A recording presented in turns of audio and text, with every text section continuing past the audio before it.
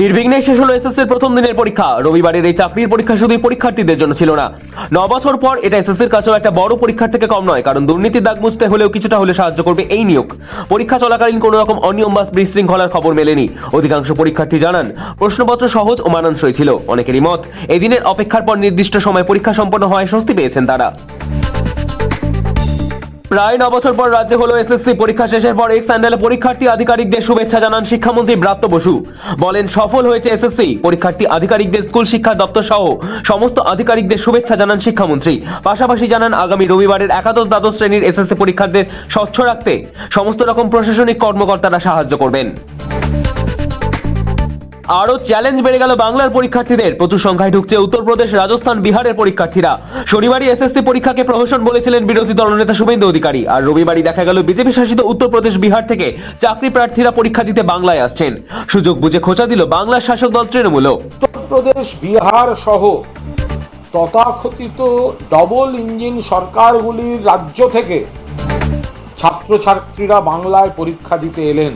যে উত্তরপ্রদেশ সহ, যোগী রাজ্য সহ, ডবল ইঞ্জিনের রাজ্য সহ অন্য রাজ্যগুলিতে কি ভয়ঙ্কর পরিস্থিতি, তারা বাংলায় আসার আলো দেখছেন বলেই বাংলায় এসে পরীক্ষা দিয়েছেন।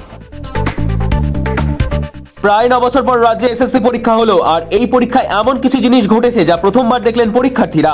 এই প্রথম প্রশ্নপত্র ওএমআর এর কপি পেয়েছেন পরীক্ষার্থীরা। তবে দুর্নীতি নিয়ে সংশয় কাটছে না। এরপর ইন্টারভিউতে কোনো কারচুপি হবে কিনা সেই প্রশ্নই রয়েছে অনেকের মনে। চর্চা তুঙ্গে। গণপতি নিরঞ্জনে মৃত্যু মিছিল মহারাষ্ট্রে। ভেসে গেলেন একাধিক, নিখোঁজ অন্তত 10। তাদের খোঁজে নেমেছে দুর্যোগ মোকাবিলা বাহিনী এবং জাতীয় বিপর্যয় মোকাবিলা বাহিনীর দল। সবথেকে ভয়াবহ পরিস্থিতি পুনেতে। চাকন এলাকার বিভিন্ন স্থানে আলাদা ঘটনায় 4 জন ভেসে গিয়েছেন। ঝাড়খণ্ডের চাইবাসা নিরাপত্তা বাহিনীর সঙ্গে গুলির লড়াইয়ে খতম মোস্ট ওয়ান্টেড মাওবাদী নেতা অমিত হাসদা। মাথার দাম ছিল 10 লাখ। উদ্ধার রাইফেল, বিস্ফোরক সহ আরো কিছু অস্ত্র। অমিত হাসদা ওই অঞ্চলের মাওবাদী কার্যকলাপের অন্যতম গুরুত্বপূর্ণ সংগঠক ছিলেন। এই অভিযান ঝাড়খণ্ডের সাম্প্রতিক মাওবাদী হামলার প্রেক্ষাপটের বিশেষ গুরুত্ব তাৎপর্যপূর্ণ। গত 37 বছরে এমন ভয়াবহ বন্যা দেখেনি পাঞ্জাব। বন্যায় বিপর্যস্ত পাঞ্জাবে বাড়ছে লাফিয়ে মৃত্যুর সংখ্যা। এই পরিস্থিতিতে পাঞ্জাবকে বিপর্যয় রাজ্য হিসেবে ঘোষণা কেন্দ্রের। উদ্ধার কাজে নামতে হয়েছে ভারতীয় সেনার 3 বাহিনীকে। পরিস্থিতি খতিয়ে দেখতে আগামী সপ্তাহেই পাঞ্জাবে যাচ্ছেন প্রধানমন্ত্রী নরেন্দ্র মোদী। বন্যা পরিস্থিতিতে ক্ষতিগ্রস্তদের জন্য বিশেষ ভাবনা কেন্দ্রের। আমেরিকা শুধুই আমেরিকানদের। জর্জিয়ার হুন্ডাইয়ের কারখানায় হানা ট্রাম্প প্রশাসনের। গ্রেপ্তার 475 অবৈধ অভিবাসী। এদের মধ্যে অধিকাংশই আমেরিকান বন্ধু দেশ দক্ষিণ কোরিয়ার বাসিন্দা। এরপর সবচেয়ে বেশি 23 জন মেক্সিকোর নাগরিক। চীনের প্রেসিডেন্ট শি জিনপিং এর সঙ্গে সাক্ষাতের পরিকল্পনা করেছেন আমেরিকার প্রেসিডেন্ট ডোনাল্ড ট্রাম্প। চীন ভারত কাছাকাছি, তা নিয়ে কি শঙ্কিত ট্রাম্প? অক্টোবরে জিনপিং এর সঙ্গে বৈঠকের সম্ভাবনা মার্কিন প্রেসিডেন্টের। হোয়াইট হাউসের তরফে এই সাক্ষাৎ নিয়ে ভাবনা চিন্তা চলছে। তবে পুরো পরিকল্পনাটাই চলছে নিঃশব্দে। পদত্যাগ করলেন জাপানের প্রধানমন্ত্রী সাগেরু ইশিবা। শাসক দল লিবারেল ডেমোক্রেটিক পার্টিতে ভাঙন এড়াতেই সিদ্ধান্ত। উচ্চ জীবনযাত্রার খরচ নিয়ে ভোটারদের ক্ষোভের জেরে এলডিপি উভয় কক্ষে নির্বাচনে সংখ্যাগরিষ্ঠতা হারিয়েছে।